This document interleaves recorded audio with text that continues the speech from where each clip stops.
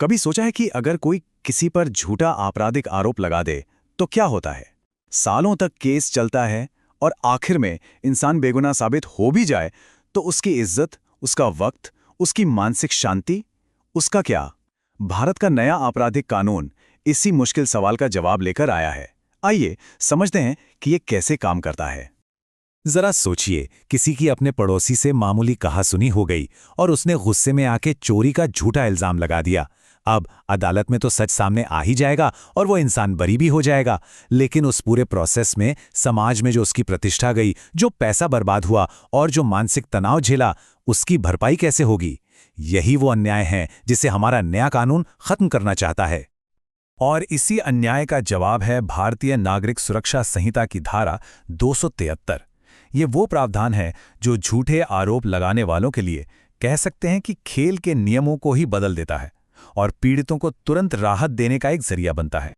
देखिए, बिल्कुल सीधे शब्दों में इसका मतलब ये है कि अगर कोई किसी पर बिना किसी ठोस वजह के आरोप लगाता है और अदालत में वो व्यक्ति बेकसूर साबित हो जाता है, तो जज साहब उसी वक्त उसी केस में आरोप लगाने वाले को आदेश दे सकते हैं कि वो बेगुनाह साबित हुए व्यक्ति को उसकी परेशानी के लिए मुआवजा दे।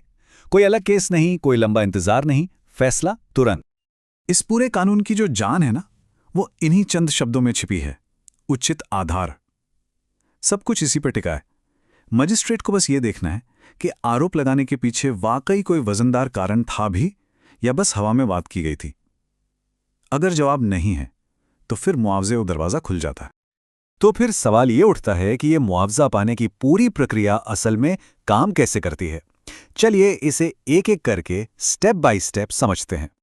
तो देखिए, सबसे पहला और सबसे जरूरी कदम है आरोपी का बरी होना। जैसे ही कोई निर्दोष साबित होता है, मजिस्ट्रेट इस बात पर गौर करते हैं कि क्या ये आरोप शुरू से ही बेबुनियाद था। अगर उन्हें ऐसा लगता है तो वो आरोप लगाने वाले को एक कारण बताओ नोटिस भेजते हैं। मतलब उनसे पूछते हैं कि भाई बताओ, तुम पर मुआवजे का आदेश क्यों न दिया जाए। उन्हें अपनी सफाई पेश करने का मौका दिया जाता है और अगर उनकी दलीलें कमजोर लगती हैं तो मजिस्ट्रेट मुआवजे का आदेश दे देते हैं। अच्छा, अब इसमें एक तरह का सेफ्टी वॉल्व भी है। मुआवजे की एक सीमा तय की गई है। ये रकम उस अधिकतम जुर्माने से ज्यादा नहीं हो सकती जो वो मजिस्ट्रेट लगा सकता है। ये इसलिए किया गया है ताकि इस अधिकार का गलत इस्तेमाल ना हो और सजा आरोप की गंभीरता के हिसाब से ही तय हो। लेकिन ये कानून सिर्फ एक तरफा नहीं है। जहां ये बेगुनाहों को राहत देता है, वहीं ये आरोप लगाने वाले के अधिकारों और परिणामों पर भी पूरा ध्यान देता है ताकि न्याय का तराजू हमेशा संतुलित रहे। ये सवाल मन में आना लाजमी है कि ठीक है, आदेश तो हो गया, पर क्या होगा अगर कोई मुआवजा देने से ही मना कर दे? कानून ने इसका भी पूरा इंतजाम किया है। अगर कोई मुआवजा देने से मना करता है तो उसे 30 दिनों तक की जेल हो सकती है। ये एक बहुत साफ संदेश है कि अदालत के आदेशों को हल्के में नहीं लिया जा सकता। एक और बहुत जरूरी बात, धारा 273 के तहत मुआवजा मिलना कहानी का अंत नहीं है। मतलब जो व्यक्ति बरी हुआ है वो चाहे तो मानहानि के लिए अलग से सिविल केस भी कर सकता है।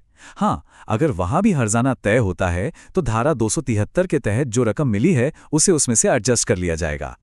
और जैसा मैंने कहा, निष्पक्षता बनाए रखने के लिए कानून आरोप लगाने वाले को भी पूरी सुरक्षा देता है।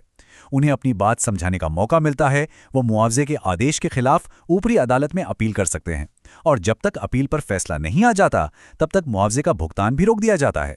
ये सब न्याय को संतुलित रखने के लिए ही है। और हाँ, ये कानून सिर्फ गंभीर अपराधों के लिए नहीं है। ये छोटे मोटे मामलों, जिन्हें समन केस कहते हैं, से लेकर बड़े और गंभीर अपराधों यानी वारंट केस, सब पर लागू होता है। तो चाहे किसी पर छोटी मोटी चोरी का झूठा आरोप लगे या किसी बड़े हमले का, अगर आरोप बेबुनियाद है तो ये सुरक्षा कवच काम करेगा। तो इस पूरी बातचीत का निचोड़ क्या है? सीधा सा है, धारा 273 झूठे आरोपों के शिकार लोगों के लिए न्याय का एक तरह का फास्ट ट्रैक है। उन्हें मुआवजे के लिए एक और लंबी अलग कानूनी लड़ाई लड़ने की जरूरत नहीं है। उसी केस में तुरंत राहत। ये कानून कुशलता और सीधी राहत के बारे में है।